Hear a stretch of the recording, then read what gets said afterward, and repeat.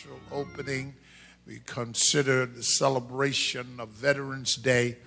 What an honor it is to celebrate in this order. At this time, we will call those personnel forward that will begin our opening service. Good morning. My name is LaDonna Johnson, Petty Officer of the United States Navy. Please stand for the presentation of colors by Orange County Corrections Department Honor Guard. God bless America, land that I love. Stand beside her and guide her through the night with a light from above. From the mountains to the prairies, to the oceans, wide with foam. God bless America, my home, sweet home.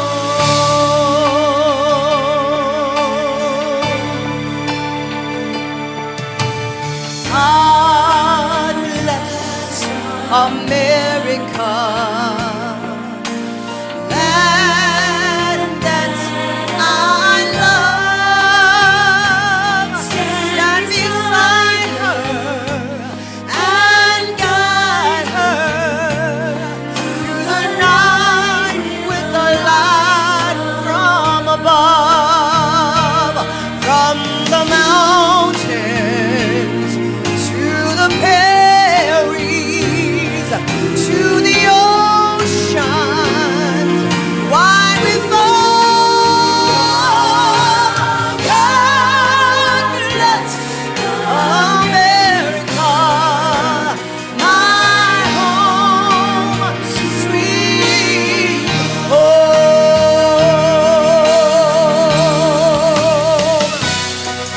From the mountain to the prairies, to the oceans, wide with foam.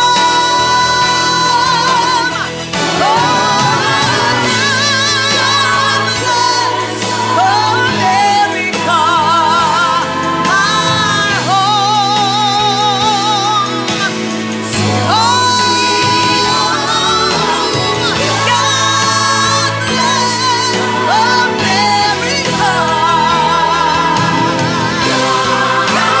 bless America.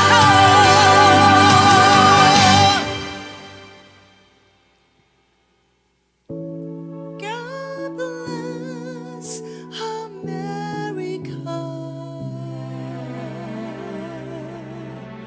my home, sweet home.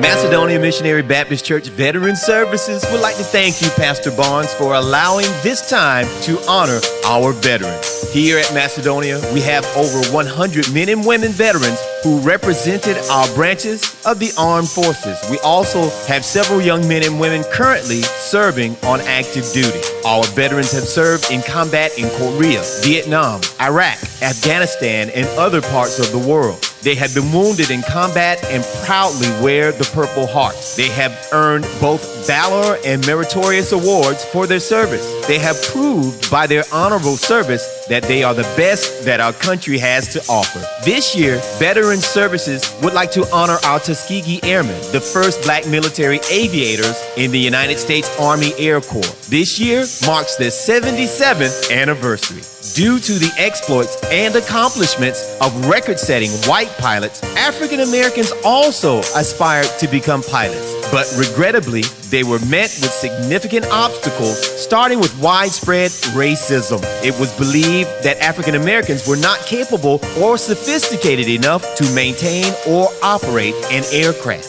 These young men were college graduates or undergraduates who came from all parts of the country to begin their training at the segregated Tuskegee Army Airfield at the Tuskegee Institute in Tuskegee, Alabama. Charles Alfred Anderson, the first African American to earn his pilot's license, became the first flight instructor when the civilian pilot training program was organized at Tuskegee Institute in October 1939.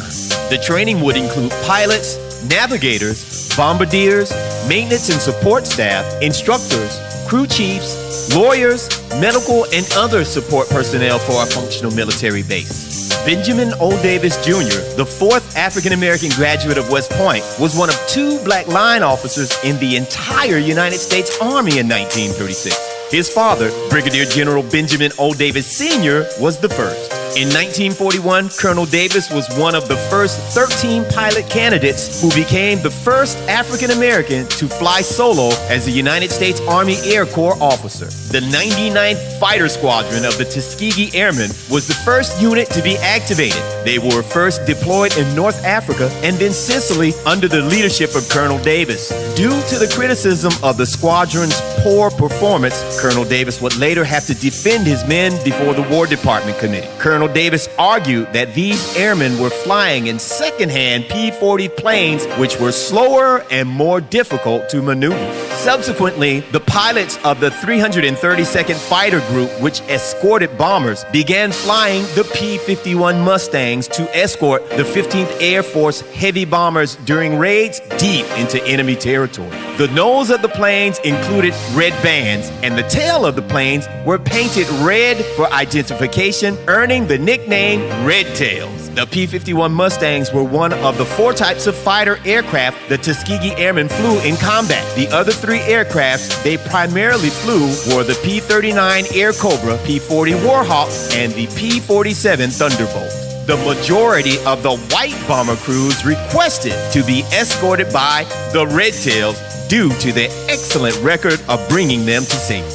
The Tuskegee Airmen fought 2 wars, one in the European theater and another here in the hearts and minds of the people here in America. In 1946, the Tuskegee Army Airfield closed, which concluded the Tuskegee training program. The Tuskegee Airmen, with their unique military record, inspired a revolutionary change which led to the integration of the armed forces in 1948. Some 60 years later, on March 29, 2007, then-President George W. Bush presented the Congressional Gold Medal of Honor to the Tuskegee Airmen pilots flying for the United States Army Air Forces during World War II. The Congressional Gold Medal of Honor was also presented to other Tuskegee Airmen such as bombardiers, navigators, mechanics, and other military or civilian men and women who performed ground support.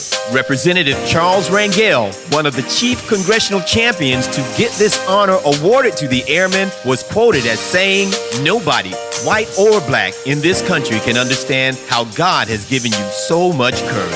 From a nation that had rejected you because of your color, said you couldn't fly, said you just weren't worthy, you had to go out there and prove them just how wrong they were." On December 2008, members of the Tuskegee Airmen were invited to the White House by then-President Barack Obama to attend his inauguration. President Barack Obama stated, "My career in public service was made possible by the path that heroes like the Tuskegee Airmen trailblazed. One Tuskegee Airman motto is, nothing's difficult, everything's a challenge. Through adversity, to the stars, to the last plane, to the last bullet, to the last minute, to the last man. We fight, we fight, we fight, we fight." Therefore, on this Veterans Day, we honor the brave men and women who risked their lives, fought adversity and discrimination, the Tuskegee Airmen of the United States Army Air Corps.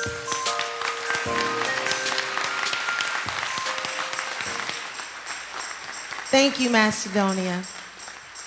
This morning, I am honored that we have our very own Tuskegee Airmen in our presence.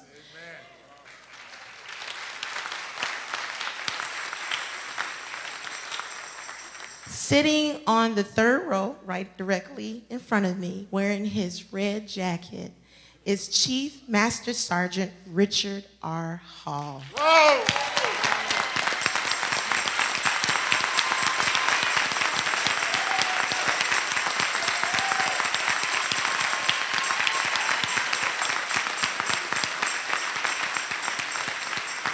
So, let me tell you just a little bit of something about Chief Master Sergeant Richard R. Hall.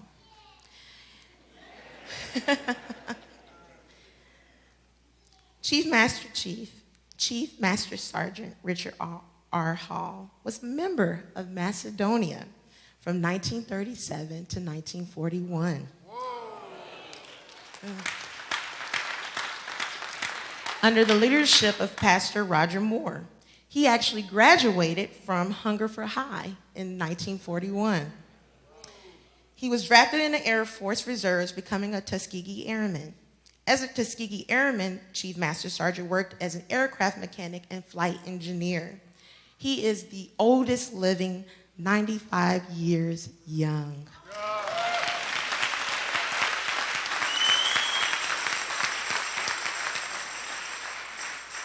After traveling the world with a distinguished career, he completed his service in administration. He had a total of 30 years plus 6 days of active military service. Thank you for serving us and our country. To veterans like Chief Master Sergeant Richard Hall, he made it possible for all of us to serve our country with pride.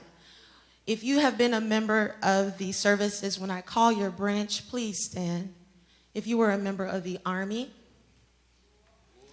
the Navy, Air Force, Marines, Coast Guard,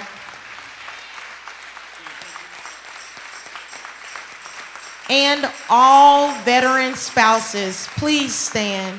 We also thank you for your service to your country.